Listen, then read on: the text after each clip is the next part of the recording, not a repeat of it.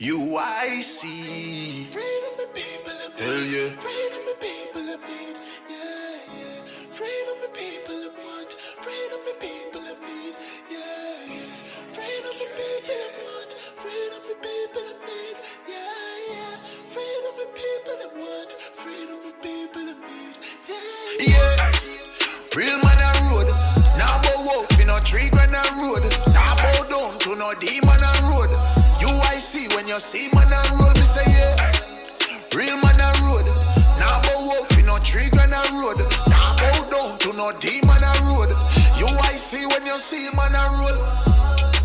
Ready for broke every chain. That when you free up the people, levitate. Jamaica member, you ever great. I feel burn up the fire upon every snake. Me give thanks.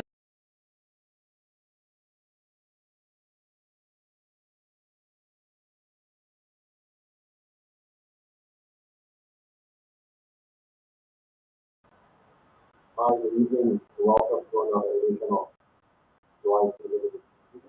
My name is Joseph Patterson. I'm the president. Well, today is supposed to be Independence Day, August 6th, 2022, and we're told that we're supposed to be celebrating. So I want to talk about that tonight. Good evening and welcome to all of you who are joining us from across the world and here in Jamaica.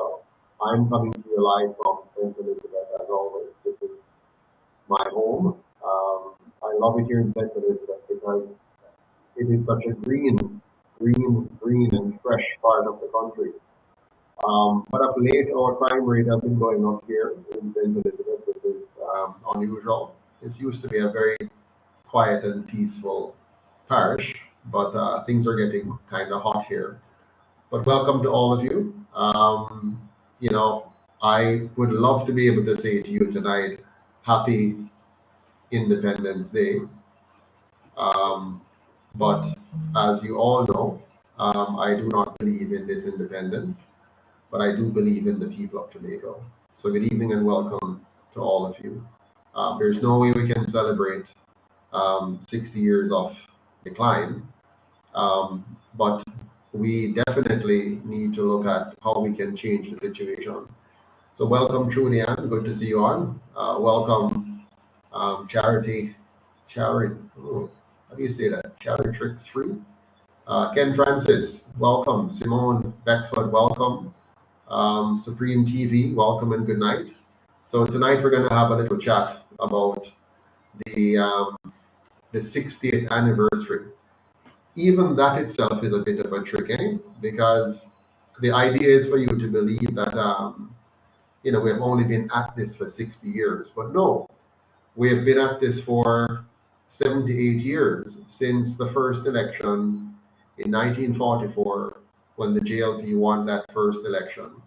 And even before that, because prior to that we had the Marcus Garvey Party, and then after that party we had the next two, the JLP and PNP, a number of others as well, but those two came and they got rid of the Marcus Garvey Party and got rid of Marcus Garvey and got rid of his ideas, got rid of his thinking, and replaced it with a different kind of thinking, a kind of thinking which has robbed us of our self-worth, robbed us of our self-reliance, robbed us of our focus. And so they managed to succeed in shifting our focus away from freedom, liberty, self-reliance, and true independence to one of dependence on charity, on grants, on loans from the foreign masters, and got us dependent on implementing the ideals and institutions of the foreign master, the constitutions of the foreign master. And so here we are today. The result of that. And what is the result of that, really? What is the result of all of that? Yeah. Good night, New Era. Good to see you. Good night, Lion Rule. Good evening, Red Roses. So there is nothing to celebrate. And in fact, when I was putting together to come on tonight to talk about this. I had one simple question on my mind. Why should we celebrate 60 years of the JLP and the PNP destroying the people of Jamaica? Why should we celebrate 60 years of these two parties destroying our people from the inside out? They have had 78 years to make Jamaica into a safe, clean, and orderly, well managed, prosperous country. And instead, what do we have today? What can we point to as our greatest achievement? What is our great grand achievement since 1962 when we so called became independent? These two parties have failed us with bad governance. We have a very bad system of governance, which as a result plagues us with corruption. Corruption creates poverty, and poverty and corruption combined, and all of the other offsprings creates a crime-ridden society. We have an education system that fails more than 70% of our students every year. We have a healthcare system that scares the hell out of most of us. We have an infrastructure system that is decaying, and that creates a lot of impediments to efficiencies and causes much of the mayhem and carnage you see on our streets. So, really, what is there for us to celebrate this August 6th, 1962? What should we really be celebrating? Can you point to one great achievement of our governance since 1962? Since we took control of this country from the colonial masters, what have been our great achievements? Now, we can talk about the education system as I did, the healthcare, the infrastructure, they have failed. We can talk about the poverty and the crime, that's obvious. But what is very clear, something we can point to with great specificity, without any form of rebuttal, without anybody having any doubts about the direction it is going and has gone, is the dollar. Look at the Jamaican dollar. It continues to fall year after year after year after year after year after year. So if there's one indicator that we can look at and see very clearly the failure of Jamaica, the failure not of Jamaica, because the Jamaican people are resilient, but the failure of those who call themselves our leaders. If there's one indicator that we can look at with extreme clarity, without any form of mistake whatsoever, without any doubt in our minds, without any rebuttals from one side or the other, there's one clear indicator that we can all point to, and that is the Jamaican dollar. Every single solitary year, the dollar declines in value more and more and more. There's also one other indicator that is related to the dollar, which we can point to as a clear and unequivocal decline of the standard of living of the Jamaican people, and that is inflation. Every single year, the cost of living goes up and up and up and up, and right now that is biting us real bad. It is biting us so bad that some 400 teachers are getting ready to leave Jamaica right now. They will not be in the classroom in September because of the decline in our exchange rate and the increase in the inflation rate. So devaluation and inflation are clear and unequivocal benchmarks that shows how effective our government has been over the last 60 years. So undoubtedly, We have a benchmark we can point to as a clear sign of failure. Now, has there been any improvements whatsoever? Yes, there are some improvements. There are some basic improvements. Um, you know, Jamaica has seen some level of improvement in race relations, where before, the colored class used to have, a greater distinction in the society. We have seen some changes in that. There's a time when we used to go to school barefoot. Many persons used to go to school barefoot. We have seen some changes in that. We have seen some improvements in the building up of the number of buildings, and even in the streets. We've seen some roads, we've seen highways and stuff. But if you analyze those achievements carefully, many of them are in spite of the government and the government's failure. And some of them are fake, in that now we have highways, but the majority of Jamaicans can't drive on those highways because they can't afford a toll. Yes, we may have many big buildings, but those big buildings are simply representation of the massive accumulation of wealth in the hands of a few.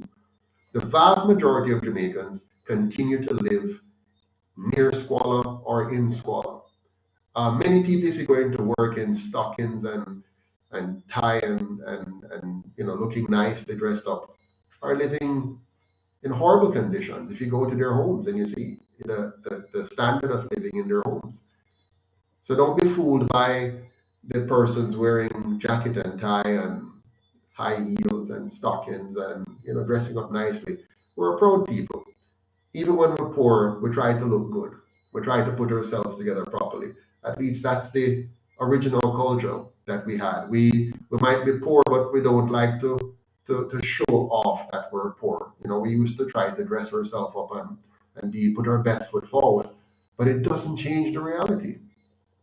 It does not change the reality of what is going on. And so if you if you if you just step back from all of it and don't be fooled by the bread and circuses, just step back from the ooblah and the grand statements and the grand announcements and the pretty pictures that they put forward, and the galas and the floats and the festival music and the food and the drama. Step back from all of that and just ask yourself clearly, what is it that we're celebrating as 60 years of the JLP and PNP? Because that's what we're celebrating. We're not celebrating the achievements of Jamaica. We're talking about the achievements of two parties that have governed this country for 78 years now. 60 of them under the system of so-called independence, and 18 under the system of self-governance from 1944 to now. Now, you would think that after 78 years in the business, there should be some clear improvements in the ability of those who are leading us. You should have now built into their history the understanding. I see Mr. Chairman is on. Hey, welcome, Winston. How are you doing? Good Hello, night, Winston. Mr. President. How are you? Good night. Fine, thank you. Good to see you, sir. Glad you could join me. Yeah, I was in the office cranking some stuff out and I heard you on. So I said, let me Yes. jump on and hang with you for a bit. Thank you so much. I was just saying, what we're really celebrating is 60 years of the two political parties governing Jamaica. In fact, 78 years of it. We're not celebrating the achievements of Jamaica, because Jamaica itself is conditioned and governed by leadership or misleadership. And so what we're talking about is, what is the performance of the two parties over the last 78 years, and what about it can we celebrate? Can we celebrate the economy as being well No, managed? Can we celebrate? there's nothing to celebrate. The economic decline from self-governance until now. As a matter of fact, there Exactly. wasn't an economy in the first place. It was just Yeah. a big exploitation shop set up by the plantocracy. And when they Absolutely. got fed up and ran off and left the system for us, we took that system wholeheartedly and ran with it. Our Hmm. government, our leaders that were supposed to be looking out for the best interest of the people did not say, let me turn this around, let me give the people freedom, let me create a 50-year plan that will bring growth and prosperity to the people. Instead, they continue the classes system of exploitation where we're segregated into those who don't have, those in the middle class, and those who are wealthy and connected. And that Hmm. system continues in perpetuity. So in other words, after 78 years at the wheel, they have not been able to create an economy which brings broad-based prosperity to all the people. It remains an economy, a master, what do you call it now? A kind of Slave master-slave master. economy, a Yes. master-slave economy where a few masters get an accumulation of the wealth, and the wider society of slaves have to settle for the breadcrumbs at the bottom. So they have failed on the economy. What would you say about healthcare? How well have they done on healthcare? What healthcare? The Connaught Regional Hospital in this region where I'm at has been closed for forever. We can call it forever now because it's such a long time. Where the Mhm. bill to repair the hospital has been escalating steadily. As a matter of fact, they flatly denied that there was a problem at Connaught Regional until babies started dying and all sort of nurses started getting sick. That's when they declared that, oh, we have a sick building. They have Mhm. created a makeshift hospital that isn't supposed to serve the need for a short-term period. There was controversy as usual with the contract and tendering process, and we're still stuck years later in a makeshift hospital with Mhm. no proper care and with the shell of a hospital just sitting there, a big eyesore, this gray decrepit monster on the hill Mhm. overlooking the entire St. James. Wherever you're coming from into St. James, you're looking on that big gray building just sitting there in need of everything, including a paint job. Mhm. So there's no So health here. So basically, the Jamaican people, once again, as they were under the system of slavery, are left with a low quality healthcare system that puts them at risk rather than helping them. I'm thinking about Mr. Tony Bennett right now, who is in the St. Anne's Bay Hospital. I went to look for him about 2 weeks ago. And he went in with one problem, and by being in the hospital, developed another problem which is now threatening his life. And the hospital wanted to kick him out rather than address the problem that they created. Now, many instances of this exist across the country where Jamaicans are either failing to get the care that they need or suffering ill health because of the improper care they receive in the hospital system. So our healthcare system has become a health scare system. So people are Yes. scared to go. I mean, I'm afraid to go there. But our politicians, Mr. Right, many of them just fly out to Miami. They don't need to worry about the Listen, healthcare system. there is a former security minister that because of illness needed to amputate digits. Hmm. He went overseas to do it. There's another minister that his wife was about to deliver, went Hmm. overseas to do it. And the list of these politicians and quote unquote elitists that fly out or go to the 22th wing for care is growing. It's a laundry list. While we are Hmm. left in the meat shops that they refer to as hospitals, Hmm. where we have frustrated medical staff that they have been so now, what would you call it, desensitized to the needs of the people. They are incapable, even if they are now paid for it, they're incapable of providing proper service. Those Hmm. who are fresh coming into the system with bright eyes and the genuine need to serve their people now get demoralized by seeing the state of decay of the entire infrastructure and the Yeah. lack of investment. But at the same time, there's millions of dollars being siphoned into people's pockets. Mhm. The solution is pretty simple, and it is the UIC solution Mhm. So because the this problem, 78 years experiment has now failed. How long does it need to go on for before we declare it a failure and turn to something new? so the problem we have in the healthcare sector, as in other sectors, including the economy in general, is that monies that should have flowed into the sector and should have served the purpose of ensuring that we have well-trained, well-paid healthcare practitioners, nurses and doctors and other support staff in the facilities being paid appropriately, being managed appropriately to deliver quality customer service. Because of the corrupt environment we have, those funds do not reach there. And so what we have are disgruntled, overworked, underpaid staff at these hospitals who therefore are not able, because of the stress they're under personally, quality of living, they're not able to attend to the Jamaican people appropriately. They have no incentives to attend to the Jamaican people appropriately. And as a result, you have two sets of misery. You have the staff being miserable, and you have the patients who are the customers also being miserable. And as a result, you have the Jamaican economy suffering from the inefficiency and ineffectiveness of our hospital and healthcare system. But you see, what they have created, Joseph, is what I like to call the perfect vicious cycle of poverty. That's what I like to call it. Because they create a chicken or eggs scenario. Because the lack of money flowing into the healthcare system is not the only thing that makes it broken. If you go as far back as the education system, then the governance system, right? And you look at education, you look at how professionals are treated and licensed, and you go on and on and on in a massive circle that has no end. So Forgive the whole the model is broken. redundancy. So the whole model, the very model of governance is, I keep telling people this, the model of governance that we have was prescribed by our colonial masters. They want us to follow this model. In fact, they have tried to implement this model on all of their former colonies.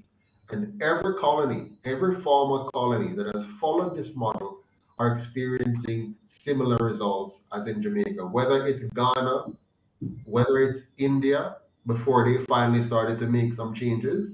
Even look at China. China is really not. They were impacted by the invasion of the Western world in their country, and Right. China followed some approaches which were quite destructive. And it's only when they start to shift to a system that better respect the rights and freedoms of their citizens, that their economy started to improve. And now they're reversing that because they're afraid of the overall outcome of that. They don't want, real and proper freedom, so they're curtailing that. Now Jamaica has created a situation where the people believe they're free, but only so because they're ignorant, because they have kept us ignorant with a very, very destructive education model, which is what I want to come to next. How well have these two parties done in managing Jamaica's education system? So we look at the economy is bad. They have failed on that. The exchange rate, the inflation rate, the poverty level, that's very clear. The concentration of wealth in 10% and the 90% struggling, that's clear. We looked at healthcare, scare is there. What do you say about the education system? We have more people failing out of high school now than in the past. Remember, in the past and coming out of the quote unquote civil rights or black power struggle, that's what the entire globe, education was prioritized. Marcus Garvey said it, education is the only means of upward social mobility. And we believe that and we know that. But here's the thing, they know that too. And they have broken the education system to make sure that we're no longer the beneficiary of that. Now, here it is. Bakramasa had some illegitimate children and created a school somewhere in Jamaica and put those children in it. As the slave population grew and emancipation came about, well, self-governance and emancipation, a few people got into those schools. And they said, you know what? Oh, we're doing good by our former slaves. We're educating them, right? But guess what? The education system was based on their Eurocentric philosophy and what they wanted us to know. Now here comes quote unquote independence, where we're now supposed to take the reins and change the system. We didn't look at the education system and say, okay, this is what Bakra want us to know. They are only teaching us half of the things we need to know about law, half of the things we need to know about governance, and none of the things we need to know about money. So let's change the education system. Let's teach ourselves and future generations all these things that they have hidden from us. They didn't do that. They said, let's continue with that, man. However, those elitists who know that, they send their kids elsewhere to learn these things that we didn't learn. So they can keep us ignorant, and they can in turn come and create that perfect vicious cycle of poverty and criminality that they now have us trapped in, just spiraling out of control. So education is a failing thing in Jamaica. So in a sense, there are two ways to look at it. One way we can look at the education system is to say that it has failed, okay, which you have just explained. Another way of looking at it is that it has succeeded. It has Yes, succeeded. in It has creating the next class of succeeded. slaves. It has succeeded in creating the new form of slavery. Slave thinking that he's free while he's a slave. The success in the sense that the people have grown to accept as normal. In fact, I have Jamaicans right now would take us up to task, would fight us vehemently and say we're being negative. You're being too negative. Jamaica is progressing. And one man told me today that he is prospering. I said, you're prospering. He said, yes, I'm prospering. And I said, what do you mean by that? I said, are you a part of the, go ahead, Winston. You see, I don't mean to cut you, Mr. President, and don't lose your thought. That is a scary person. You know why? Because he's prospering.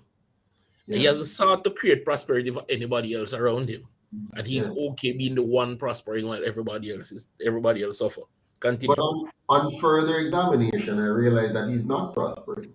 What he's doing is it's like a person in the church, and the pastor tells him that don't worry about your bad situation, just pray and look forward to the day when you will inherit your mansion in the sweet by and by, when you pass from this life into the next, and you will have a wonderful time drinking milk and honey and walking on the streets of gold. So today, just say you're too blessed to be stressed.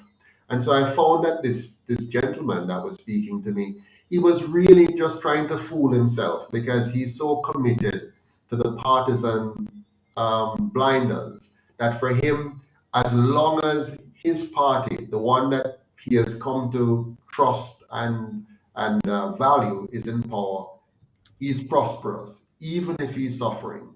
And I discovered that through further dialogue with this individual. Now, so we have touched on education, we have touched on healthcare, we have touched on the economy.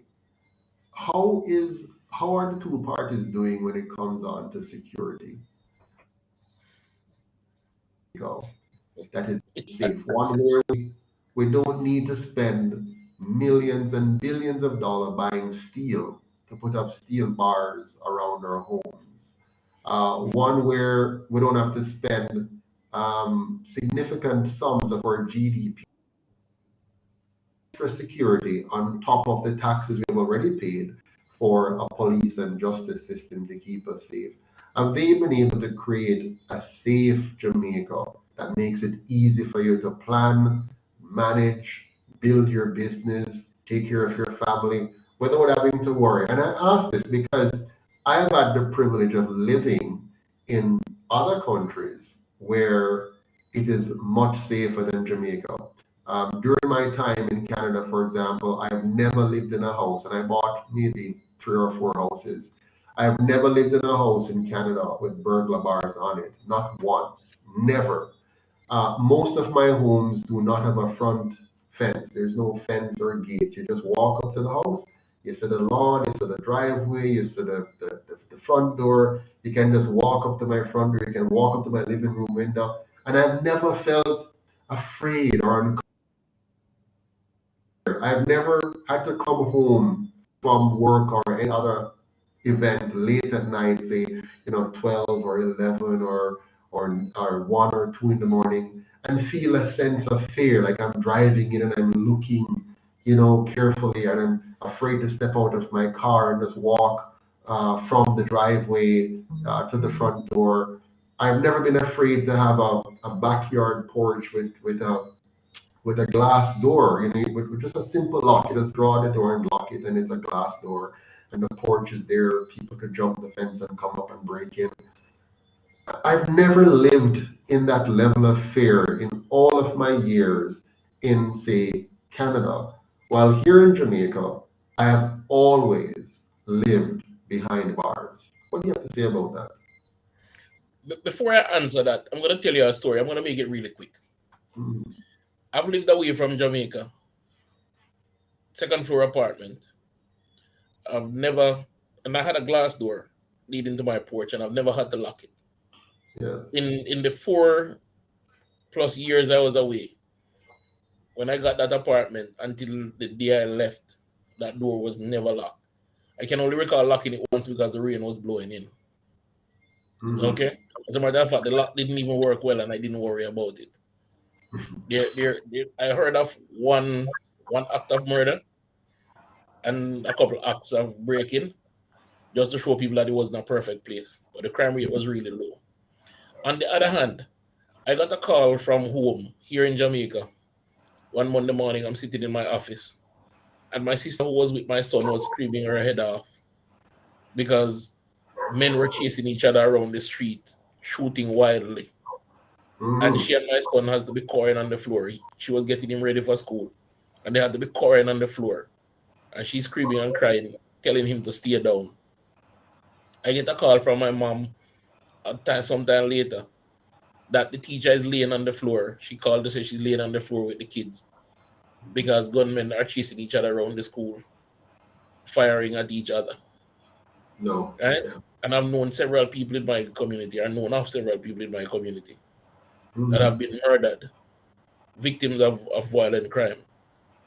Now, before the pandemic,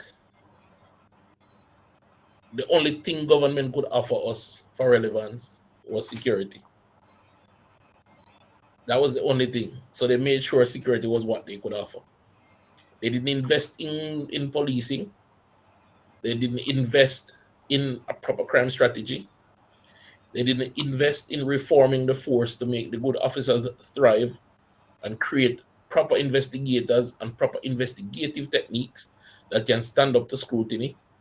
They Mhm. didn't have a community policing program that bonded the community and the police service, so they recognize that they're a unit that should work together and that crime can't be fought or combated, but crime must be solved and eliminated. Two different things. Mhm. Now, they're selling the new lie that gated communities and burglar bars is the way to safety. And persons No. believe it. A young lady said to me that, oh, I live in a gated community, so I'm safe. I said, okay. Do you leave those walls to buy groceries? You're out now for work. How do you get home? So they're telling them that if they can segregate themselves from certain areas, they're not going to be victims of crimes. No. Right? What we need is a gated Jamaica. Let's make all of Jamaica a gated community. So the gate is the borders of Jamaica. By having a well-trained and well-equipped military that controls our borders so that nothing comes in that shouldn't come in and nothing goes out that shouldn't go out. And so we stop the guns and ammunition, the illegal guns and ammunition from coming in. And we make sure that this gated community is so well run that all the Jamaican people and visitors and residents inside of Jamaica are safe. I don't want to live in a gated community. I want to live in a gated Jamaica where we are protected from external criminals sending guns and ammunition in, and our streets and our neighborhoods are well kept, clean, and secure. Now, let's not forget, though, a big part of Jamaica's crime problem, and I always have to remind people about this. You cannot ask criminals to fix a crime problem. It's like you asking the fox, yeah, The God, the hen house. hen house.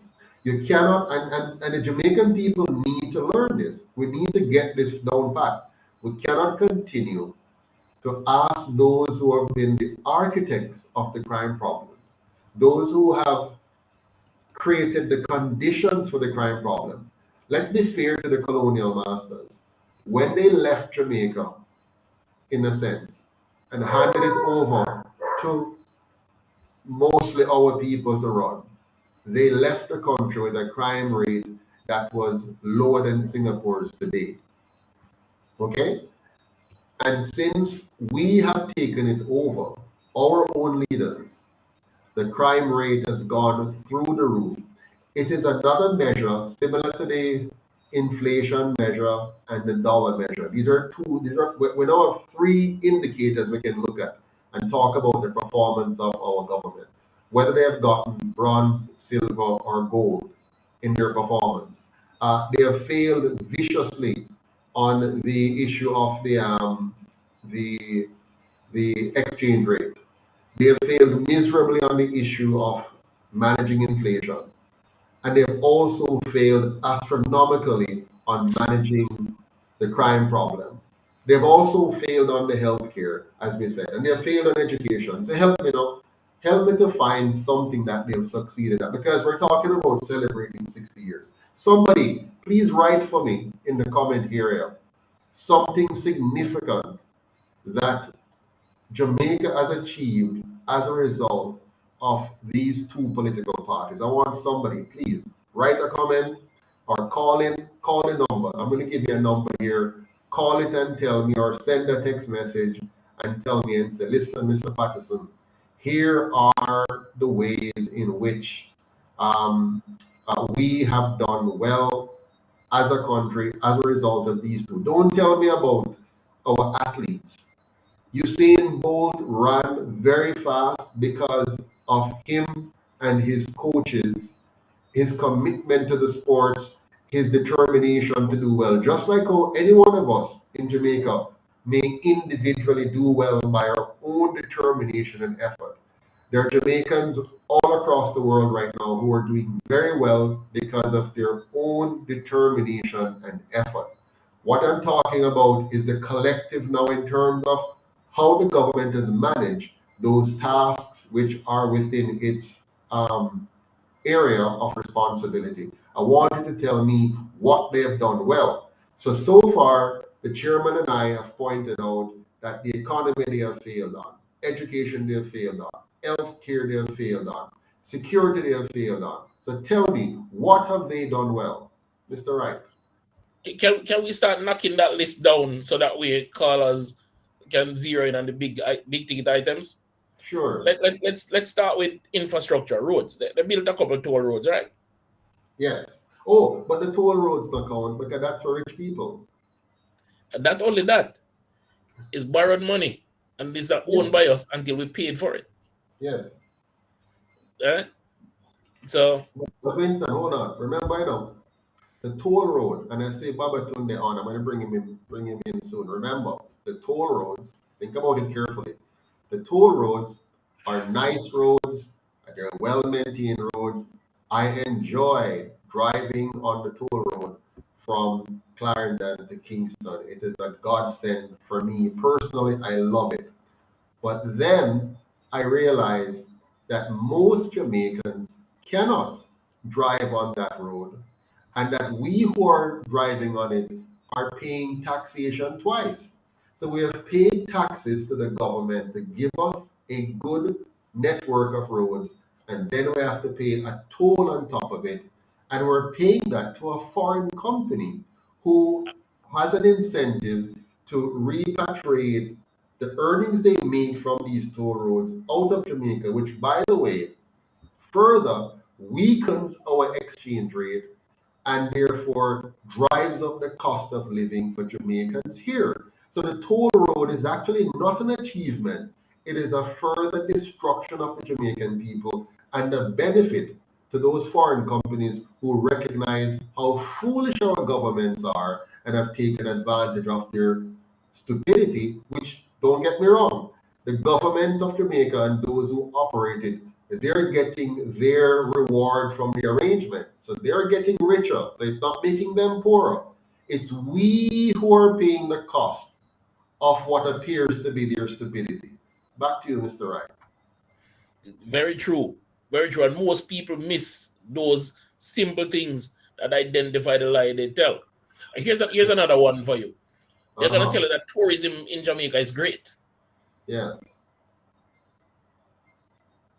Yeah, go ahead. Respect, Brother Baba Tunde. Welcome. Yeah, man. Welcome, Baba. Continue, Winston. Right. So they're going to tell you tourism is another achievement. What do you say to that? Oh, well, my goodness. Tourism. Let's talk about tourism. Well, I lump tourism with the economy. So there are a number of industries. So tourism is one of our most significant failures, and I'll tell you why. On the surface, tourism is a massive success because we get so many visitors per year, lots of visitors per year, and they're bringing their hard-earned US dollars and other hard currencies here to spend. So that's beautiful.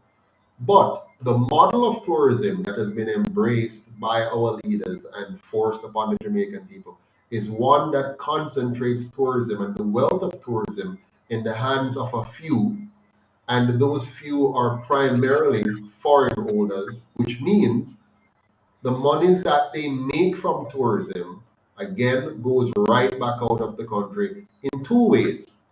Way number one is that the products that are being used in these tourist resorts, many of them are imported products as opposed to using our local indigenous products. So they're using the money, the same foreign currency they earn, they're using it right back out to buy imports to come back in. And then they repatriate the profits that they make, again in hard currency, again right back out of the country. So it's the little 150,000 or so jobs, which is very small. In fact, the number of jobs we should have in tourism should be about 500,000 by my calculation. We only have about 150, 170,000 at any given time in the country. Why? Because they have not made tourism a matter for the entire country, meaning all 14 parishes, all 228 divisions. If they had done that, then the tourism dollar would have flowed into the pockets of the local Jamaicans in general. And that would have actually strengthened our exchange rate because much of that would have been kept here in the local economy as opposed to going out immediately into imports.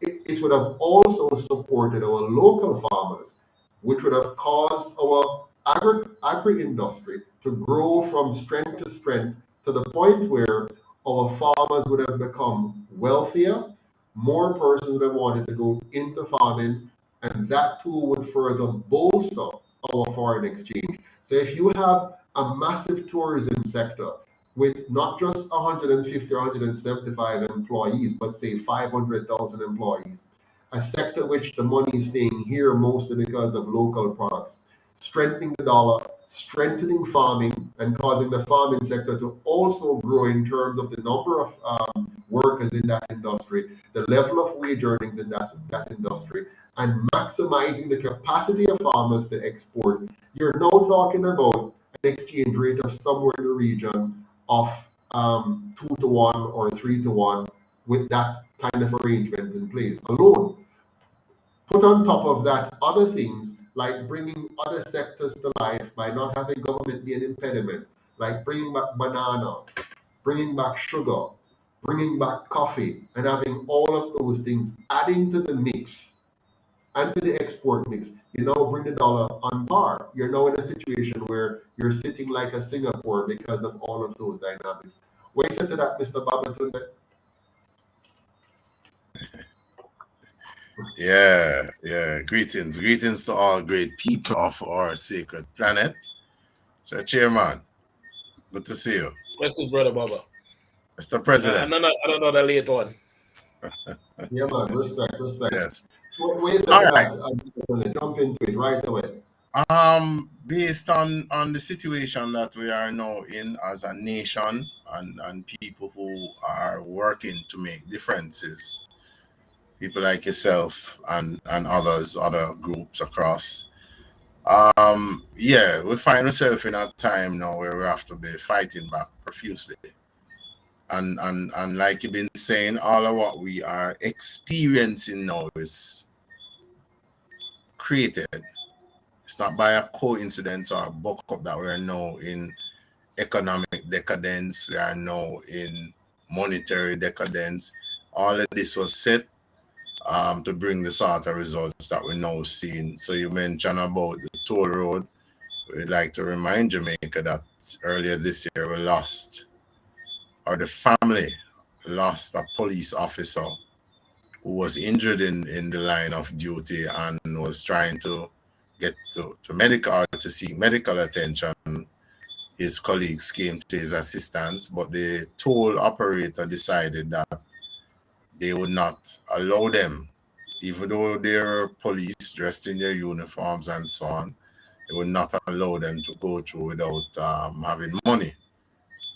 And the officer died as a result of not getting sufficient medical attention urgently. So, as you've been commenting, we are in this time and this situation. It is no longer a place where we can get comfortable and say, oh, yeah.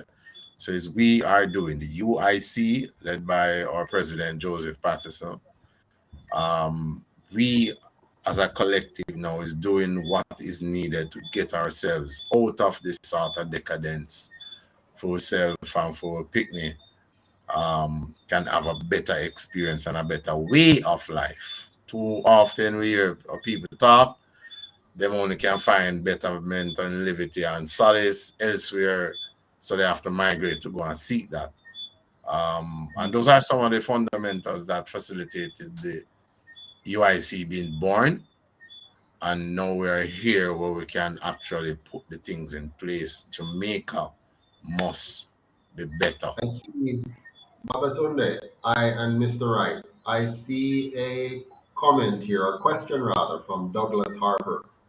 He says, can we talk about agriculture and how the PM has said he needs to bring big business into farming? The Prime Minister is being disingenuous. The Prime Minister is now aware of the UIC's plans. We have made it very clear that we're for the first time going to liberate the so-called crown lands in Jamaica. I mean, all they're going to do, right, what they're doing right now, and I hope nobody not fall for it. They might try very hard for fool we again. They have fooled us for 78 years, and the UIC has now come forward with a plan, a 10-point plan, which is clear about how we're going to move the country forward. And one of those items is that we're going to make all Jamaicans a property owner.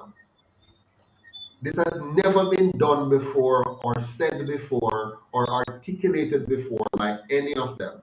We are going to make every Jamaican a property owner. And we have outlined a format in which we're going to do that. One of the ways we're going to do that is we're going to take all of those so-called crown lands and convert them into organic farming and make Jamaica the organic food capital of the world. Now, when we do that, you're now talking about not a little bit of some small farms here and there.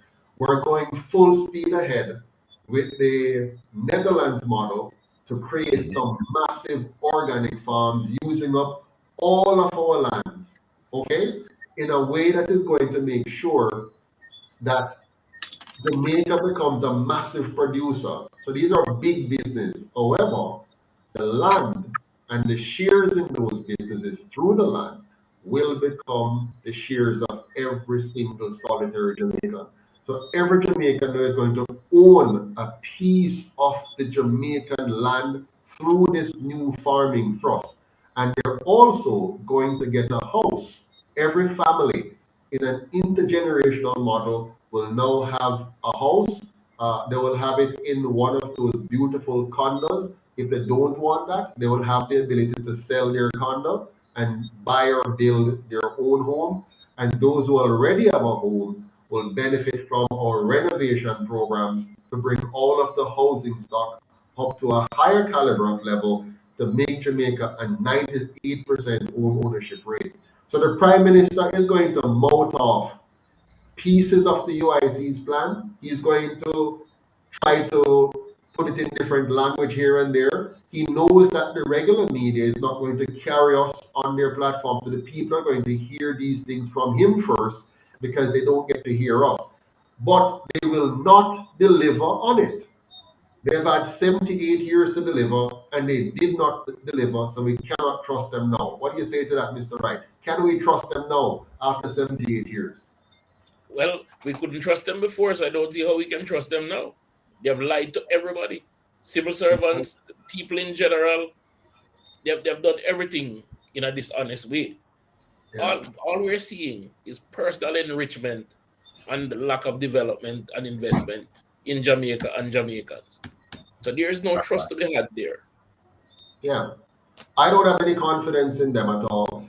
And it would be a pity if any Jamaican, having seen the history of the last 78 years, to have confidence in them now that they're going to make grand announcements and expect them to deliver in any significant way. What Yes, what go ahead. what people need to watch, as the saying goes, or in that season, watch the sale, not the noise in the market. And here's the sell. When you go on the St. Catherine's Plains, Yeah. massive arable land, flat land, it is now being converted to housing stock. And when you look at the level of development, there's one recent development that has started, and previous Mm-hmm. development have aged. So it's been done over a significant period of time. So Mm-hmm. they're not thinking about agribusiness or feeding Jamaicans, especially in a Right. healthy way. They're thinking about silencing the US or getting ahead of us, or parroting what we have to say and putting it out there like it's the original idea. They don't care Absolutely. about the people or agriculture, right? They The, want to the play goal with the is people. the goal is just politics. The goal is politics as usual. How do we fool the people to get another 5 years? That's the bottom line. But there's a question here from Carlton Blake. It says, successive governments try to tackle crime and fail. My question to you is, how will you tackle this monster? What solution do you have? So that's Carlton talking about the crime. The UIC has a solid crime plan. Babatunde, do you want to comment on that before I do? Or All right. Winston? So Carlton didn't different. I'm not sure if he's referring to crime, corruption, or the entire government as a monster. But the UIC has concised its manifesto, both general and local, and produce what we call the UIC 10-point plan. And it tells in detail how we'll be handling the criminality. And since I won't be able to go through all of that, but the UIC tackles the criminality and corruption from the top to the foundation. So by that we mean the people who are in charge of funding the criminals and their gangs. That's one of the places to start first. Um, it's not going to be a situation where the country is in this decadent state all the time. Like I tell our people, it's not going to be the innocent that is suffering persistently. The wicked will pay, and the steps are starting to be made. The foundation is already laid, and the UIC is on the ground, building up, getting ready to take government. So, Carton, when you go to the website, just find the document, the manifesto, or better yet, the UIC 10-point plan. I have made a nice one of it here and document all that we need to. Yeah, it's a good list, and to the back of that, it has the objective core values, and all of that.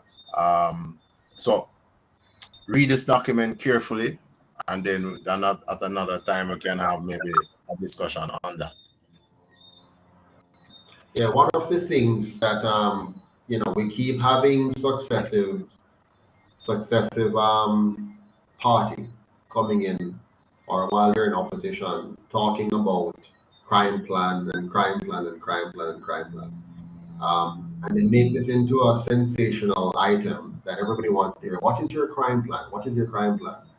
And to the point where they're looking for novel answers. You know, give us another novel answer. We're going to give everybody body cameras. We're going to do all kind of stuff. Crime has one basic fundamental source, and it begins in the system of governance. If you do not have a system of governance with proper checks and balances, you cannot manage crime because the system itself becomes the agent of criminality. It becomes the foundation of criminality. And the system we have right now, because of its very structure, is prone to corruption. It promotes corruption. And as a result of that, it creates, it's like a facilitator of crime. It promotes crime, it propagates crime. So the UIC's approach is going to be top down. We're going to start from the top and drill down, as opposed to what we see now, where the government continues to do things at the bottom while protecting those at the top who are facilitators, who are promoters, and who are even funders of crime. The boy in the street don't organize a shipment of guns to Jamaica. He's just a pawn. Let's go for the top. Get those at the top and lock off the funnel that is supporting the system, and then you'll see a big change. For example, a nation that knows that their leaders are criminals have no incentive to be less than criminals themselves. If everybody knows that the leadership is corrupt, then they are motivated and inspired to engage in corruption. If they see from the top down that we're serious about being anti-corrupt, if they see from the top down that crime does not pay, then you're going to have changes down. Let's have trickle down morality, if you will, by making sure that we fix the problem at the top and allow it to facilitate a better way of living at the bottom. I see we have another guest here, Mr. Godfrey. I'm going to let you in now. Mr. Godfrey, how are you, sir? I'm fine, sir. And how are you? Not bad at all. Where are you calling in from? I'm calling in from Grand Cayman. From Grand Cayman. Excellent, Yeah. excellent. And what spurred you to want to talk to us? What topic hit your button? Um, every single topic from the UIC started. Honestly, it makes me find hope. It Yeah. makes me see a different way. I'm 42 years old, and I've seen Jamaica, and nowhere like home. Nowhere like home. Yes. And living in Cayman Islands here, it's not the best model of living or standard of life, but it's great. Mm-hmm. No house in Grand Cayman Island have a burglar bar on their windows. I can sleep with my car door open. Wow. Wow. Honestly speaking, it's small Wow. and people would compare it like, okay, it's small, so they can control it better. But at the same time, we, Jamaica, have light, electricity before Cayman Islands. We have all the resources in Jamaica, and we're still not touching anything. Cayman produce nothing. Nothing. Yes. Can I butt in for a second, Godfrey? I'm Sure, glad you sure. brought up the issue of Jamaica having electricity before it came on. I think I saw of no the Gensec giving a list of 60 things that Jamaica did well, and he had about 25 that he went through last night. One of them was how we had railway before others and we have electricity before others. But remember, when you talk about these things, these are the result of the colonial masters being in charge. Yes, I got that. Let's not forget. So sometimes we talk about it, we somehow talk about it as if it's a Jamaican achievement under our leadership. No, the things you're talking about is what happened when Jamaica was under a dictatorship under the colonial rule. If you narrow it down and look at what we have done since black man take over, since the Jamaican take over, is a different story. And I don't like fake history. I love to analyze history properly. So all of the grand things we talk about that was done whenever, those were done when the white man was the governor and in charge of Jamaica. And they were done when the Jamaican people were subservient and excluded from voting, excluded from any form of participation except as a wage slave or servant. Okay? Now, since black man take over, since we took over and we started taking over from 1944, so you take the stretch from 1944 to 1962, 18 years. During that 18-year period, we were kind of figureheads, to be honest with you, because the white man governor was still in charge fully. And then they were experimenting to see how we might behave. So they allow us to form two parties that they sanctioned. They did not sanction any of the other parties, and Jamaicans need to know this. The white colonial masters sanctioned the PNP and the JLP. They did not sanction the Marcus Garvey Party or any of the others. They marginalized them and gave support to these two because they wanted us to have these two led by two semi-white men, men who look more white than black. Notice how hard it is for us to build the UIC as a black man party, and notice how easily those two white man party with whitewashed black men in them were quickly foisted upon the Jamaican people and became the leaders and representative of the Jamaican people. And since they took over, what have we achieved? All of the great works of the white masters, we have declined on them. So when the white masters was in charge, the Jamaican dollar was on par with the US dollar. When the white man was in charge, we built dams, many dams and waterways. Winston, correct me if I'm missing anything here now. I don't want to lie or misrepresent. So all of these grand things, JOS, the bus service, we used to have a national bus service that used to run on schedule. The white man was there. We used to have a Jamaica airline. The white man was there. And as we take over, as black man, as they tell us, they tell black man time now, as we took over, what happened? You gradually saw everything declining. When the white man was in charge, what was the crime rate? We had about 60 or less murders a year. Okay? And as the black man take over now, what you start to see? More and more crime going up, up, up. The dollar going down, down, down. Inflation going up, up. Remember, Jamaica was the crown in what do you call it now? What do you call it? What's the The phrase? jewel in the crown. The jewel in England's crown. We were very prosperous when the white man was in charge and we were his slaves and servants. And as soon as we come in charge now, all of a sudden, nothing can go right. Why? Because the white man is much smarter than we. What they have done, they designed a system and give it to it when they know one cause us to spend our energy fighting each other. Look how much people I see. They have no energy to build. They were not able to build, but they're willing because they have conditioned our minds. They have trained us, even by our system of governance, to fight each other. You might say to me, but Mr. Patterson, but the same system them up. No, don't be misled. Yes, today England has a partisan system just like we do. But before they had a partisan system, they had a dictatorship. They used that dictatorship and they built their economy. And then to keep the lower class in check, they brought in the partisan system to keep them distracted now and divided so that they never disrupt their big, monstrous, wealthy system that they put at the top.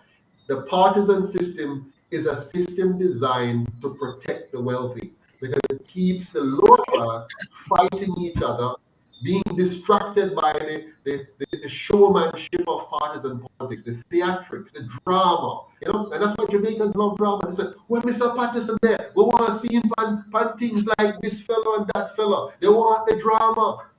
They want to see holy drama. They want me to come on every day and talk holy but nonsense and repeat over and over because they want that. We have been programmed for drama. But the UIC is not about drama. The UIC is about fixing the system by getting rid of what is destroying us and replacing it with the system that Marcus Garvey and every sensible black man, leader from the past, knew we needed. We do not need a system that divides us into tribes to fight each other. We do not need a system that concentrates power in the hands of a few at the expense of the many. We do not need a system that teaches us that money is bad.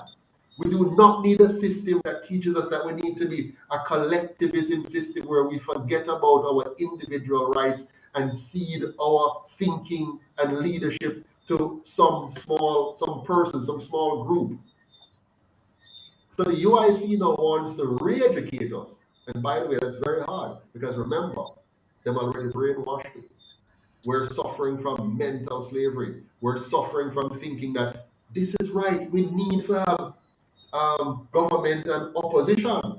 No, we don't need that. That's why the UIC says, let us elect our 14 senators as independents. Let us elect our representatives as true representatives to represent their constituents, not to represent the party. Let us get rid of the PSOJ oligarchs funding the party and owning the candidates and owning the party. Let us make it publicly funded so that all of our representatives are no longer dependent on the big money interest to back them.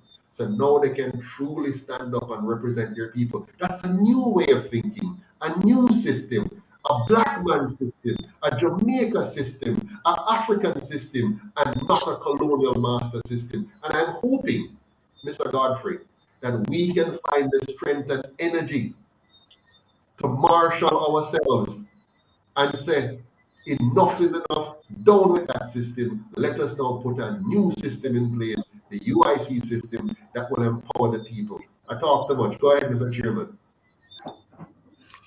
Two things to point out. There's somebody that is saying color is a coincidence.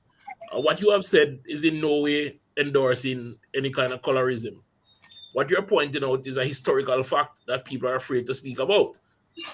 That we have taken a system and and I said that earlier, instead of turning it into a good for the general benefit of the country and the people, we have continued the exploitation that that system was meant to represent. Because all that was produced with that wonderful thing, those wonderful things, the railway, for example, transport, agriculture, and bauxite.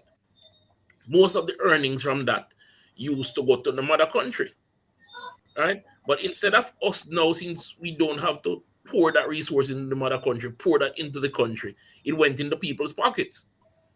So when the president speak of the advances or what had happened under the colonialists, when there were white faces in charge of us and we were subservient, well, we're still subservient, but we were more subservient, is not to endorse colorism, but to point out a historic fact that the system of exploitation And let that me be very existed. clear. And thank you for that, Mr. Chairman. Let me be very clear. Very clear. I am not into the sugarcoating thing, you know. I want all of us to understand what really happened. Because if we don't face the truth, if we don't face the truth and understand it, we're going to repeat history. Let us be clear. Since we took over from the colonial masters, and that took over must be in quotes, because in a real takeover, a trick takeover, right? Them simply give the impression that we are free, the impression that we have taken over. But the moment Bustamante and Norman Manley, flanked by people like Siaga and others, sign off, and David Core sign off on those documents for Jamaica, they signed our death warrant. One basic thing I can tell you, look at it. Just imagine you are negotiating the freedom of your country. You're establishing a new nation, a new country. You're saying you're splitting with your colonial masters because they have robbed you and beat you and enslaved you and all kind of stuff. And you sign off on a document that says a white woman in England is going to be your head of state. Right to say no, so your brain mash up. Something wrong with your head. Because that one decision to sign off on a white woman from and when I say white woman here, don't get me wrong, I want to just be very clear. I'm not talking about racist. I'm not telling it to be racist. I love all human beings, red, white, yellow. What I'm talking about is the optics. Here it is, your leaders are signing off on a document to say, we are creating a new Jamaica.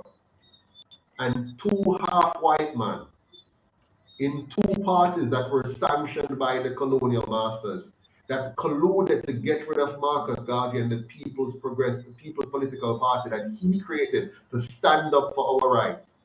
Those two half white men, or three quarters, and others that were not too far from white, and some that were whitewashed in terms of their thinking, they signed off on a document that says they're going to accept a white woman living in England as the head of state, and they're going to have that document be written to give homage and honor to her. And they're going to go into our court and say, long live the queen. And they're going to have symbols and emblems that represents the queen of slavery as a core part of our existence. And they're going to even call our lands crown lands instead of saying, no, sir, them land here belong to the people of Jamaica, and we must quickly give the people back them land as an example of what must be done in Africa as well. So when they built this system, when they signed off on this system, the JLP and PNP signed our death warrant. And what you see in Jamaica today is the expected result of the system they signed off on. This is not a mistake. This is the reality of a system that they have signed off on. And I'll give you some basic example of how that system is designed to fail. That system gives one man, the Prime Minister, the power to assign the majority of the Senate, to appoint the majority of the Senate. The current Prime Minister was so hungry for more power that he even had those 13 persons sign undated resignation letter so that should they slip up, he can just date it and say, oh. He already get much power, you know, because when you appoint the 13 members of the Senate, all of them are look to you to appoint them to a ministerial position, which you as Prime Minister can do at will. You can appoint them and dismiss them at will. You're like God to them in the system. So that they already have power over them. And he wanted even more power with this letter. So that's one part. Look what the Constitution gives him this power. The UIC will take away that power by having your senators be elected, one for each parish, elected by the people of the parish to represent the parish equally in the same system. Give the Prime Minister the power to appoint from the House of Representatives ministers of government, which will give them a whole heap of authority and a whole heap of money and a lot of opportunities for corruption. That's the current system giving that power, which means he already have the majority of the House of Representatives, but every one of them are hope that him going to appoint them to a ministerial position, so they dare not challenge him. Because if they challenge him, guess what? Him can rescind that minister's position. So the system is already set up to promote corruption, and it has worked exactly as it was designed.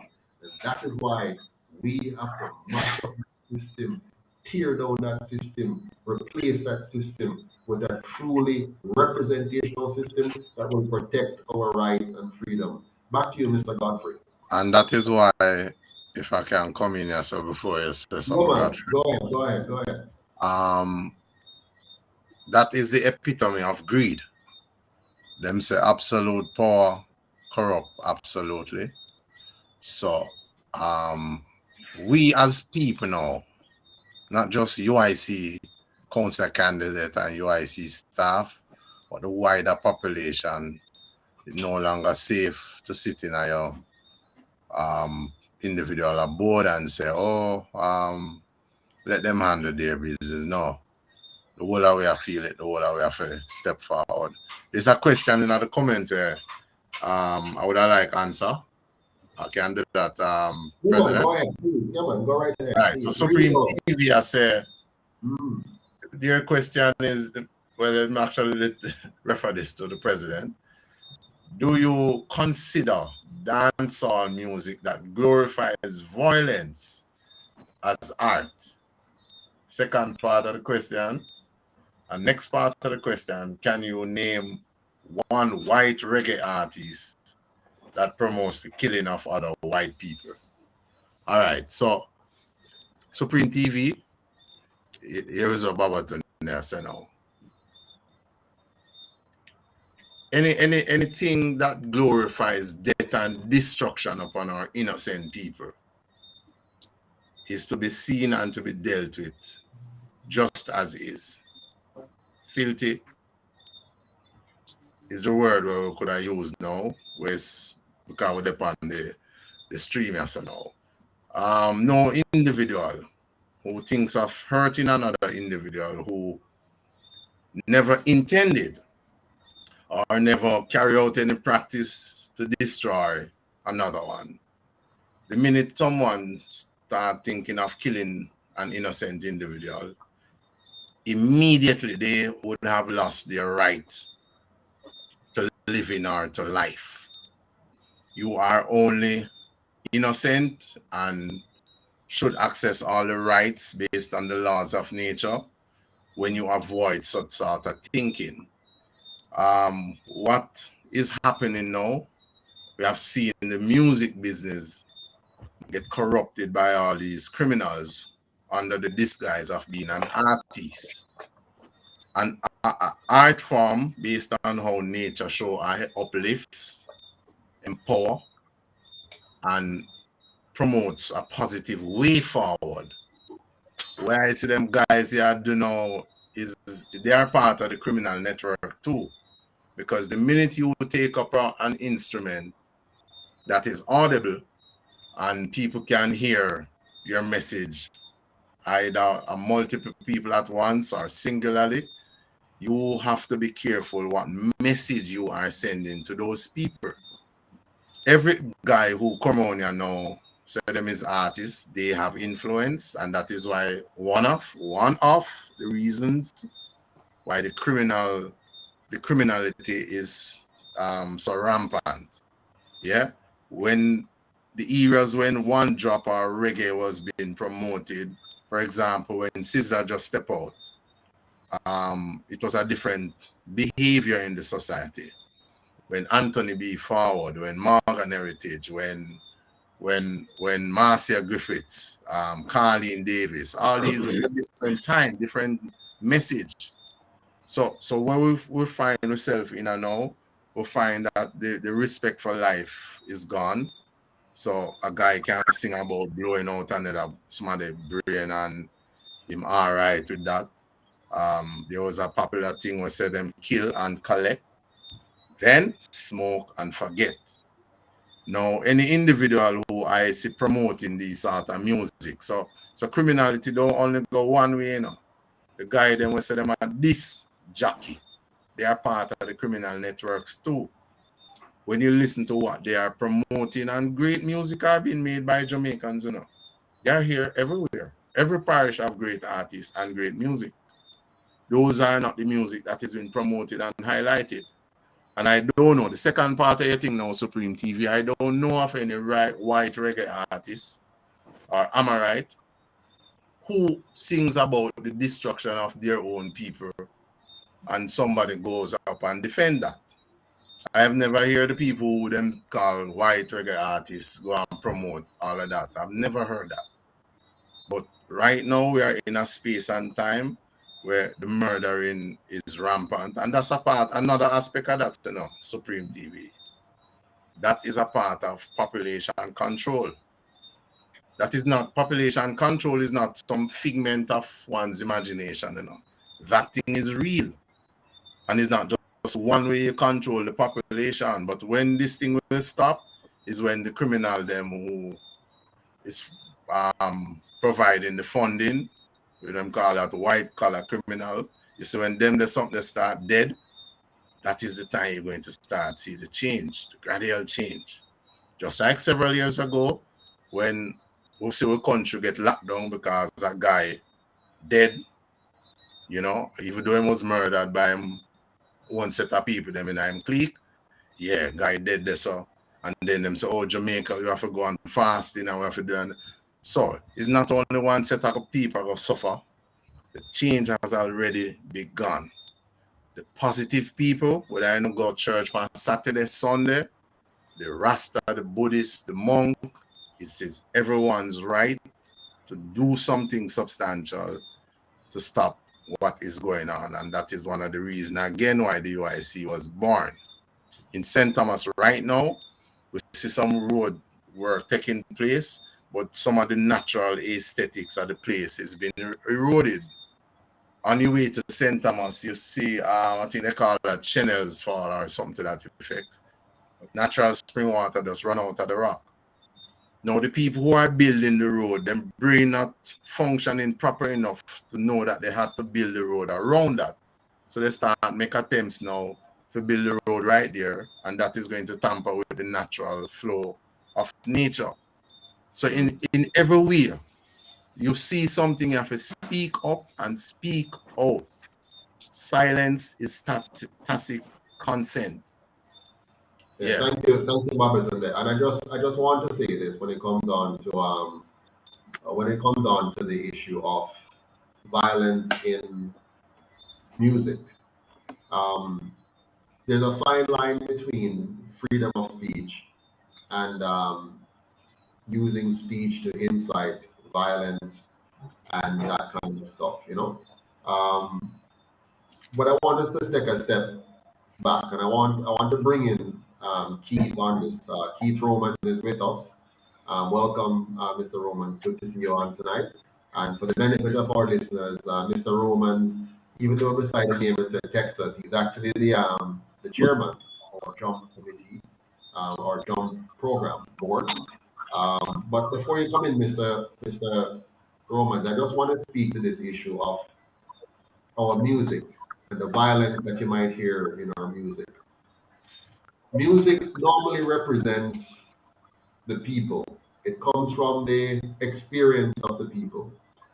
And if you have a culture where crime and violence is the norm, then your music is going to take on that flavor.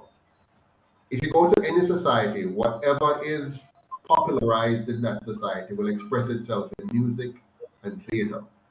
For example, if you go to most of our plays, there's a heavy expression of sexual overtone in our plays. You go to any of our plays, you know, it's always big on sex and normally on cheating, because that's a normal part, unfortunately, of our culture.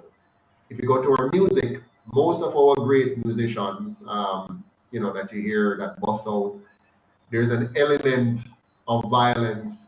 In many cases, in their music, they're talking about it. They might talk about things like being a deportee. They might talk about being a scammer. They might talk about being a gunman in a community, or being a don. They also talk about politicians in not so flattering terms. They normally speak of politicians as people who are a part of the problem and normally hiding behind some working through some bad people. So music tends to follow what your music to be better. Elevate your society through its education. Elevate your society through public order. Elevate your society through a justice system that works. Elevate your society through a police service that works.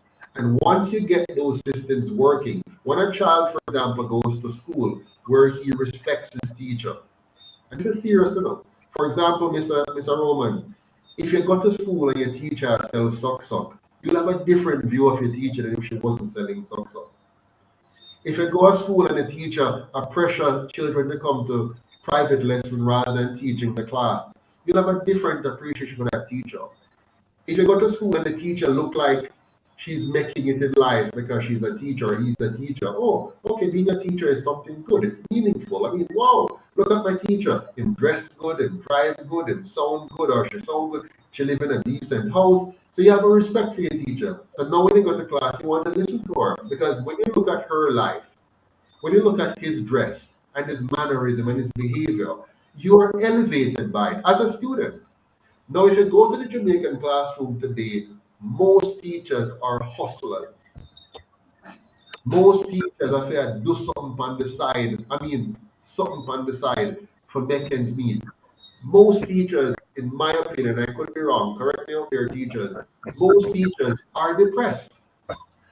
They're going to school depressed because them can't pay the mortgage, them can't pay the rent, them can't pay the car payment, them can't manage the cost of living, so they're stressed out. So when they come to school, they're not in a frame of mind to transmit an elevated spirit to the students. Now the students are coming from homes where their parents are depressed. Mommy and daddy are fight all the time, or maybe there's no daddy or no mommy, or no mommy or daddy because them gone afar and they try to send back the money to help out. So now they're boxing about with uncle or aunt. They're being sexually molested because they're uncared for by their parents who are struggling to make ends meet and leave them years and years so. You understand? And so the child is frustrated at home with frustrated parents or guardians. And when they drive on the bus is frustrating. It is hot, it is packed, it is unscheduled, it is late, and if by chance they have to engage with the police, it is a nightmare, disrespectful. The police, come here, boy, what you do? All kinds of negative things from the bus stop to the bus, from the house to the classrooms. And if they follow the parents to the market, the frustration in the market, it's dirty, the clean facility in there, the place just messy. Your And if stream. you get a All so right, good. all of these things come out in All right. our mute your mind, Mama Tunde. All of these things come out in our music. The sufferation, the challenges come out in our music. Yeah? And so when we start to assess our music now, we must assess it from the backdrop of what our leaders have created. All I just described to you is the outcome of bad governance, the outcome of 78 years of the PNP and the JLP. What you are seeing today in Jamaica is the culture, is the music, is the experience that these two parties have brought to bear upon our people. They have taken God-fearing, trusting, decent, community people and turn them into monsters by the failure of the systems. The tax office failed, the police failed, the justice system failed, the education failed, the healthcare. The whole thing is a nightmare for the average Jamaican. The pressure is too much. It's like a pressure cooker, and the top is about to blow off, Mr. Romans, because of 78 years of bad governance. What do you have to say to that, sir? So correct, sir. Today I was talking with a couple of my colleagues, and we were talking about your coming at this strategic time in our history, and how people need to understand how valuable a person you are. And I mean, I really have to say this because you're the one who come and appeal to Jamaica's conscience. And the thing about it is a person of your character with such a manner of trust and such a manner of the qualities that you bring to this. The people in Jamaica need to understand who they have as their leader. There's no way the Jamaican can compare you with any of the other leaders that they have there. None of them. And they need to all get behind Mr. Patterson and realize that this man is a gem. a gem that if we do not go with him now, and if we kill this movement in another 50, 60 years down the line or 100 years, they'll be talking about him like Marcus Garvey. And say, oh, remember Mr. Patterson said this, remember Mr. Patterson said that. But this is the time that we need to fall in line with the UIC. Each Jamaican need to be educated. And I was talking with Chase today that we need to use the platform for these weekly or daily podcasts to educate the people. Because many of the people don't read. I sat down and I read the UIC Constitution, what it stands for, the platform, everything that it's about. And that's what led me to this movement. And that's what I'm using to lead other influential diasporan to the movement. And if they are not sure, come in, join. If you have a suggestion or you have an opinion, let us know. But what I'm saying here is that I just wanted to use this opportunity to say that, Mr. Patterson, Thank you. that Thank you so much. we really need to rally around you and to protect you too, because I know that they don't like to hear this. The status quo, the oligarchs, they don't like They it. And want us to celebrate. They want us to celebrate now. They want us to sing songs and jump up and down and get excited and eat a food and feel good and just carry on with things as usual. But thank you so much, Mr. Roman. Those are all distractions that are not relevant at all. They are just distractions to make the people forget about the moment that they are living in. Bread and circus. That's all it is. Bread and circus. That's all it is. And the people need to stay focused, keep their eyes on the prize. And I'm glad that many of the people in the media, and I think I saw where many of them now look at the what is occurring, what the things that are being highlighted now, that the music is this and the music is that, trying to shed blame. Yeah, the symptoms. They're focused on the symptoms. Exactly. They want us now. Listen, they want us now to go after musicians because exactly we don't elect musicians. Definitely not. Yeah. The only way a musician becomes popular. Yeah. The only way a musician becomes popular, Mr. Godfrey, right? The only way, I'm coming to you now. Only way a musician becomes, people gravitate towards their music. We don't have a national election to elect any musician, any artist, right? So if an artist is popular, it's because what I'm saying is resonating with people. Exactly. So if let's say we had a highly educated and very informed Jamaican population. Let's say we had a very educated and very informed population. You think some of these songs today would have any followers? No. If we had, if our people were like the Singaporeans, right? Highly educated, very informed, very responsible, very dignified.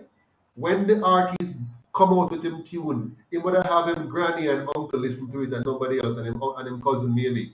Nobody else would buy it. Nobody else. There will be no party where enough people show up and I use ensure and I dance and I do all kind of stuff. But it's because we have graduated. We have failed over 70% of our students every year. Every year, we fail 70% or more of our students. That pool is there waiting to drink that kind of music. They're waiting for that because that's all they know. Many of them are living in terrible conditions.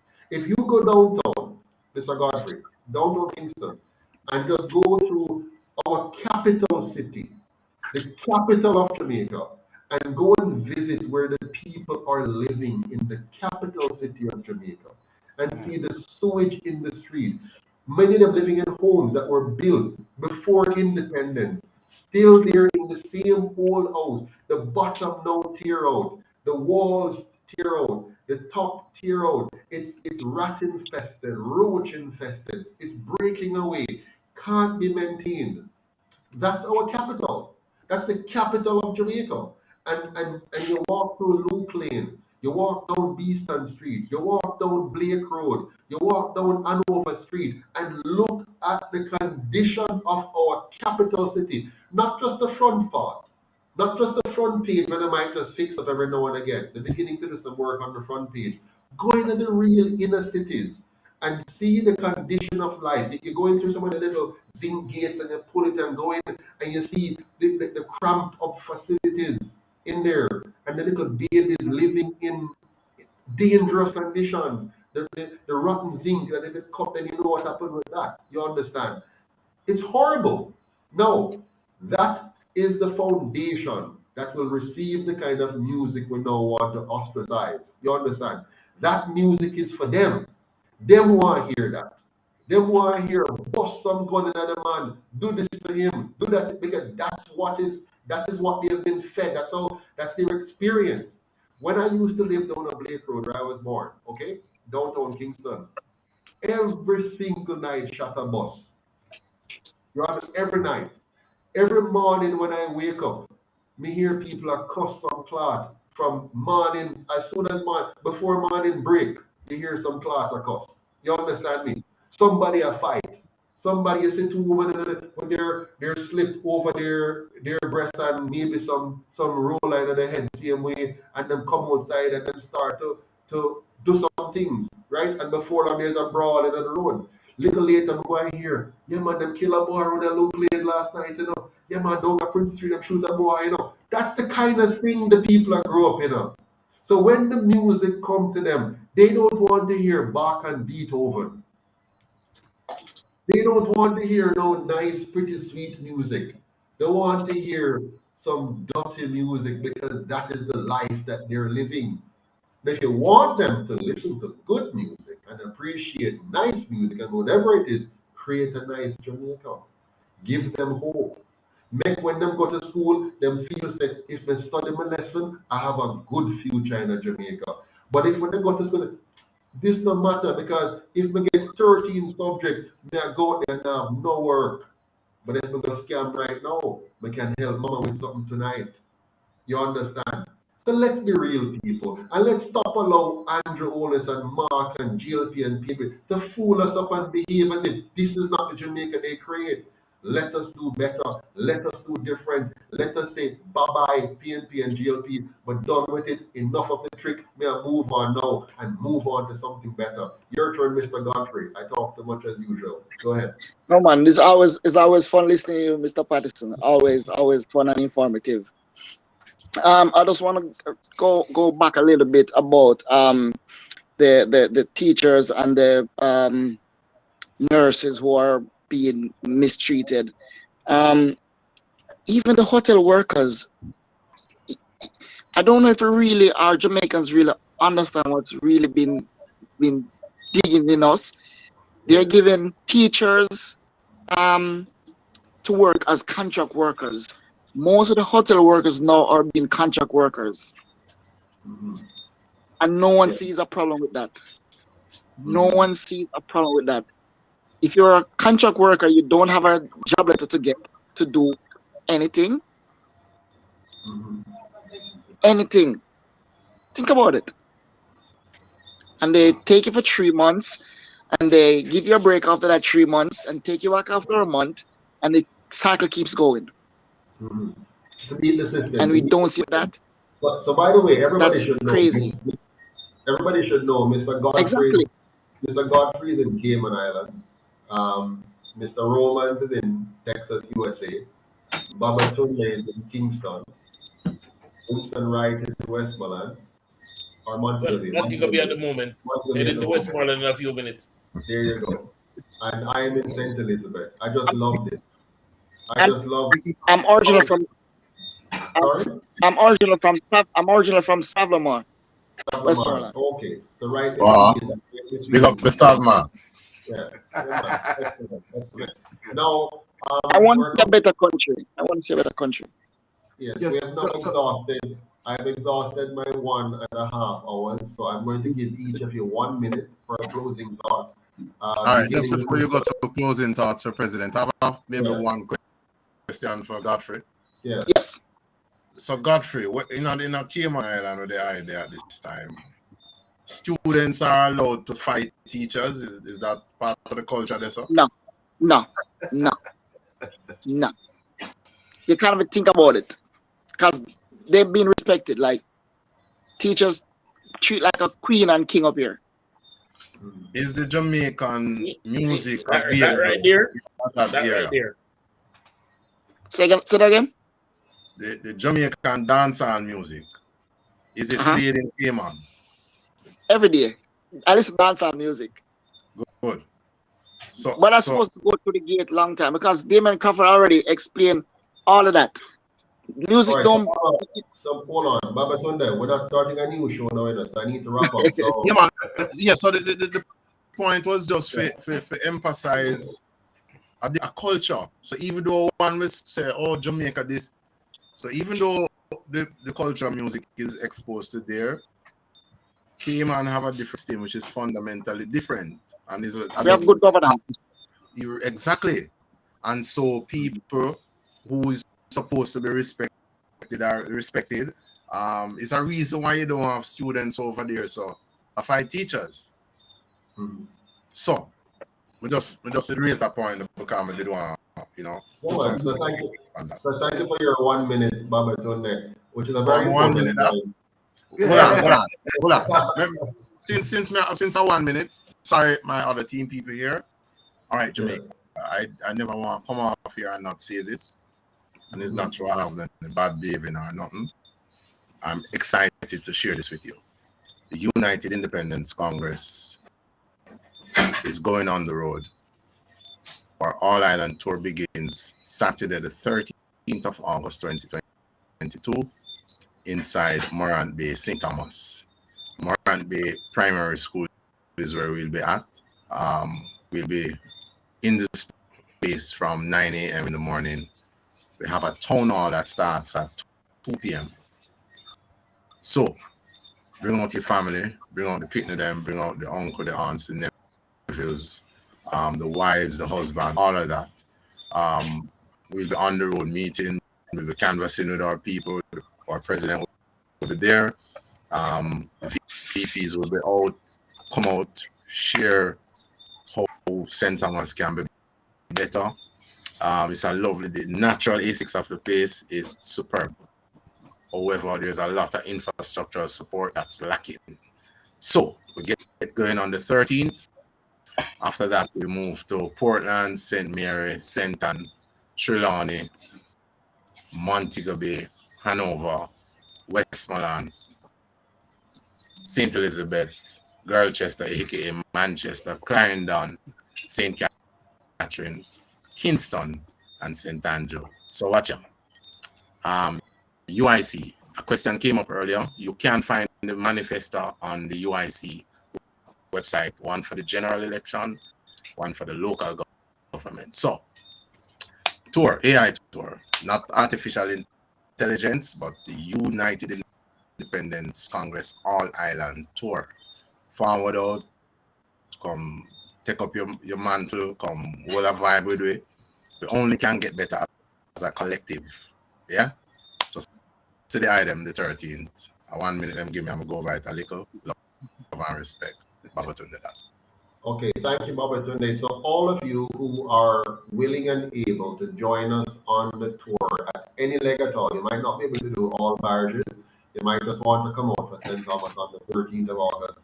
The phone number on the screen, 293-0812-471-6598.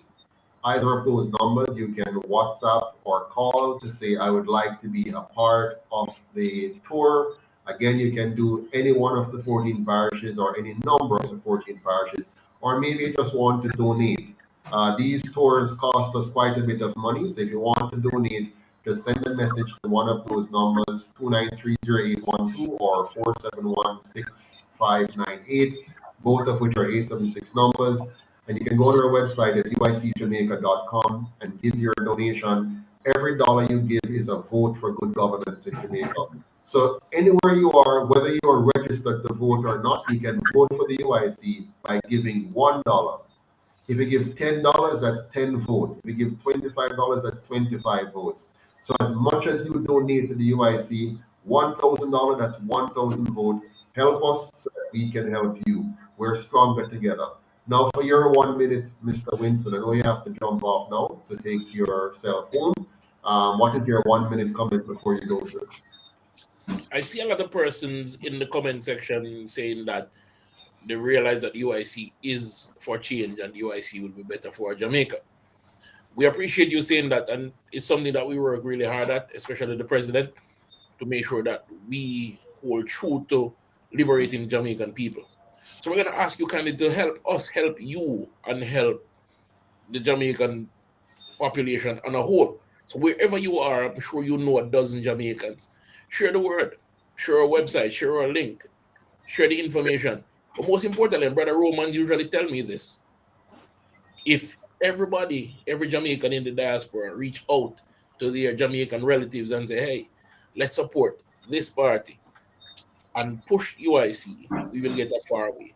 So they have us on a media blackout, that's fine. We have word of mouth, each one teach one. So I'm asking everyone on here tonight to tell your friends, tell your relatives. We have a member that is doing something brilliant for us. She and her husband are organizing all your friends and your neighbors. They have them in a WhatsApp group and they share everything UIC with them. And they're bringing their friends and their relatives and all their contacts into the UIC fold. Now imagine if all of us were doing that, myself included, you included, you, and everybody that asked. So come on, let's spread the word UIC so they can see that good governance and what we plan to do for Jamaica. Share the word. Thank you so much, Mr. Chairman. In fact, you all know that we have a goal right now of reaching 1,000 Jamaicans giving $25 a month, or the equivalent, US $25 a month. If we have 1,000 Jamaicans giving $25 a month, that will give us enough money to reach all 14 parishes and help all of our candidates to win a seat in the next election. It's not a lot of money, but it's enough to help us to make a significant impact. 1,000 of us giving $25. Now, here's a way you can do that. If you were to gather to say 5, 10 of your friends and so on, they come together for a little thing at my house. Like, I know you guys in the diaspora, you like to have a little social event where you invite your friends together. Invite them and then invite me. And I will come and speak with your group of 10 or 15 or whatever it is. And everybody give $25 that night and make a commitment to start giving $25 a month. I'm happy to go around. If you can get 25 people together in wherever you are in Texas or Florida or New York or Philadelphia, wherever you are, or Human Islands, or in London or Cambridge or in Toronto or Calgary, Alberta, Victoria, wherever you are. We have members all the way in Sweden, by the way. So our friends in Sweden, big shout out to all of you.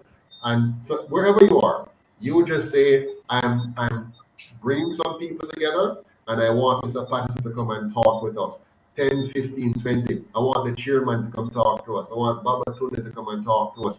Any member of the team. I want our venerable leader of the jump program, Mr. Romans, to come. Just say, I want somebody from the UIC to come and talk with my group of 10 or 15 persons. And even if they want all of us. yeah, Absolutely. and then get them to pledge $25, just 25 a month, to help us so that come the next election, we have enough money to field candidates in all 228 councillor seats, all 63 MP seats, and let's take back our country. We can do it. Your 1 minute now, Mr. Godfrey. Just keep the good work going, Mr. Patterson. We're here. We have to support to 100%, 150%. The thing that I would love to see, honestly, I would love for you to have an interview with one of our giant artists back home. I saw something popping up on social media with him the other day with altercation with the police. That's Mr. Rodney Price. I think he would be great significant to this movement. I think he is breaking point right now. So reach So I out to think, him. Reach out to him and make the link. And if he wants to do it, I'm more than happy to do it for sure. okay. Thank you very much for that. And before I miss it, there's a gentleman or a lady, I'm not too sure who it is, but the names are funny. Kamari Campbell says, I'm coming home and I hope Mr. Patterson can be a mentor for me. Looking forward to you coming back to Jamaica, Kamari. And it might not be me, but there are many of us here in the UIC that can mentor you along the way. Looking forward. You're 1 minute now, Mr. Romance, before we close. First of all, gentlemen, I'm so proud to see you guys, and I It's still apologize for coming on so lately. And you notice I'm so proud to have my shirt, right? Yes, Sure. yes. This is my stamp of approval here, and you have said so. You guys have said so much tonight.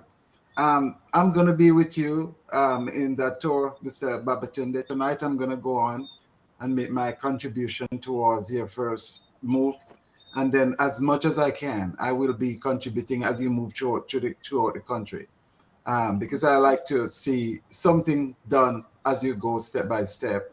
And I'm encouraging other Jamaicans to do the same wherever you are, because as Mr. Patterson said, it doesn't matter where you are, you can be a part of this as the movement go on. We want to see that. Glad to meet you, Godfrey. Hope we'll get to talk some more, because we need to collaborate in the diaspora to move forward. We're very excited about some things that we have on the table. I discussed it with Mr. Patterson that we need to utilize the database that we have to motivate these people to make small contribution, because right here in the United States, they use that as a strategy with us to motivate people to contribute to. So when events happen, like you're going to move to another parish, shoot it out in a mass text, mass email, and tell them that this is why the UIC is so important, that we support the UIC. Chip in a $5 here, chip in a $10 there. You know what I mean? So all of that, every little make a muckle, as they always say. And the other thing too that will do is keep people, because people are very forgetful. And when they start supporting the UIC and then they don't hear anything else about the UIC, they forget. But if we keep shooting them these emails and these text messages, remind us that the UIC is on the move and they are acting. So it will kind of keep us in their faces. So we're excited about that, and you'll hear some more about that, Godfrey, as we move on. Thank you. But I just want to tell you, there's something that I was reading and I shared it with Mr. Patterson. There's this white nationalist out of England. He was comparing the Jamaica with Singapore, and he had his opinion on why Jamaica is so poor and why.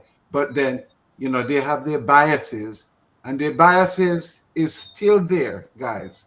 That black people have poor IQ, right?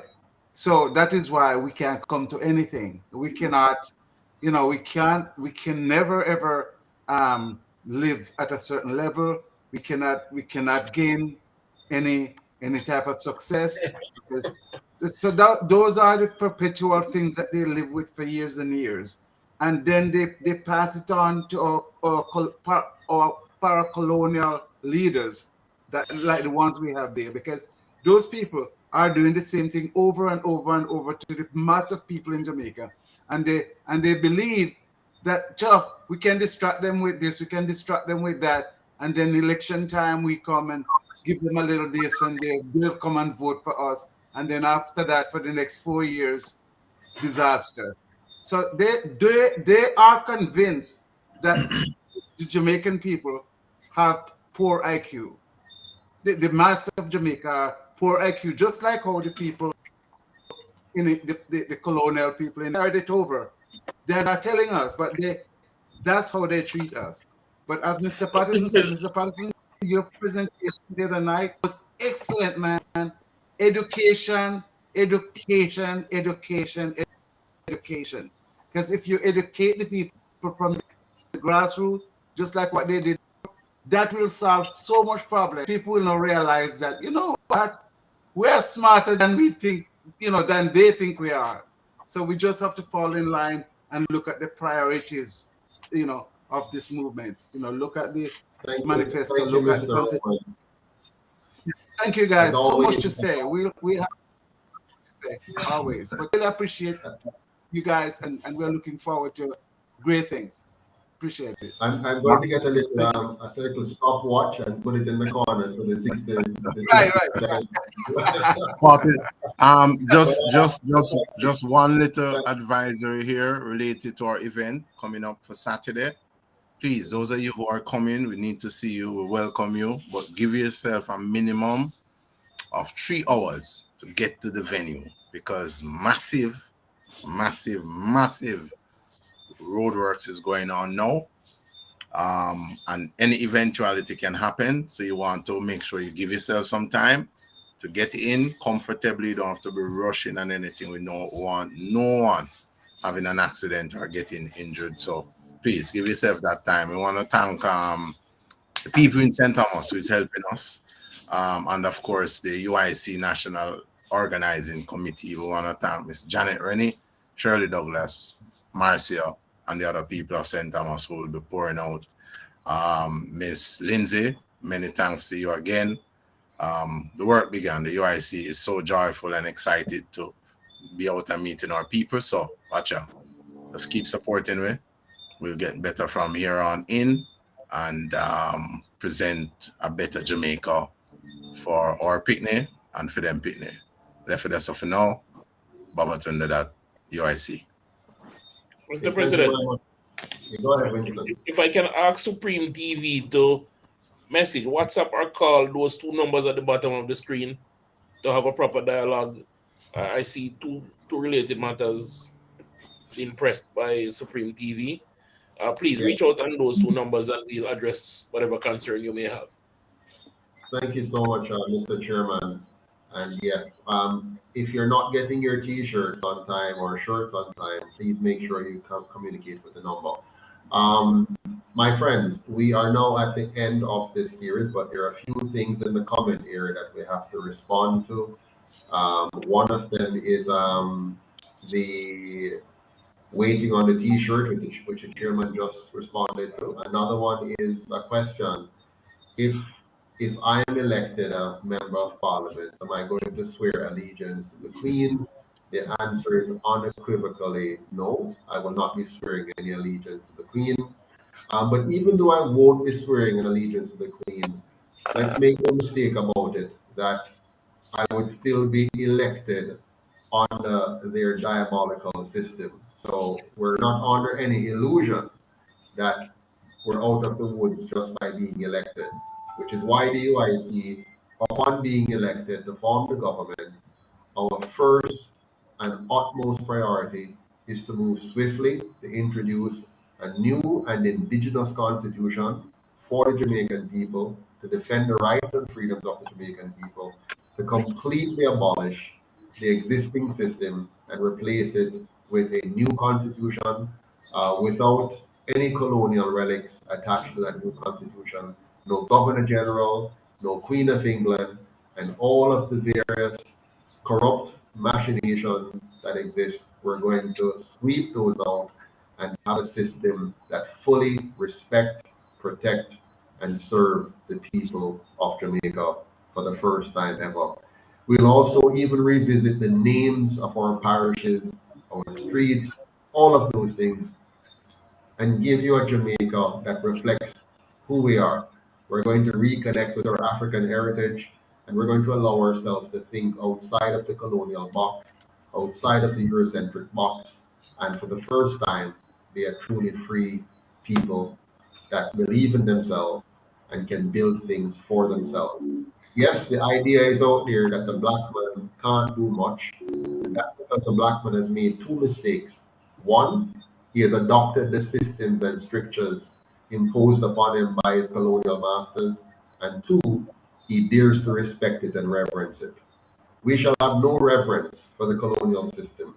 As a matter of fact, what the UIC has already done, we have given the world the first ever truly republican system of governance, a republic system of governance, a system that will respect the sovereignty of every individual. When we put that in place, Jamaica will be the first true republic. We're going to lead the way. America, Canada, and England, and all the other nations that considers themselves first world will, for the first time, see what a real first-class country should look like. Thank you all very much. Have a good night. Until next time, I'm Joseph Patterson, President of UIC Jamaica, and with me tonight, I have the pleasure of Mr. Godfrey in Cayman, Mr. Romans in Texas, Mr. Babatunde in Kingston, and our chairman, Mr. Winston Wright in St. James. And we're all saying one UIC, one Jamaica, stronger together. Take care. On Jamaica. Okay. All right. One Okay, bye-bye.